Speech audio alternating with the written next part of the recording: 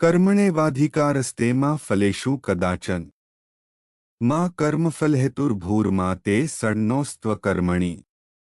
અર્થાત તારો કર્મ કરવામાં જ અધિકાર છે, એના ફળોમાં કદીય નહીં, માટે તું કર્મોના ફળોનો હેતુ થામાં, એટલે કે ફલાપેક્ષાથી રહિત થઈને કર્તવ્ય બુદ્ધિથી કર્મ કર તથા તારી કર્મ ન કરવામાં પણ આસક્તિ ન થાવ। યોગસ્થ કુરુ કર્માણિ સમગા ત્યક્ત્વા ધનગજય સિદ્ધ્ય સિદ્ધ્યો સમો ભૂત્વા સમત્વમ યોગ ઉચ્યતે।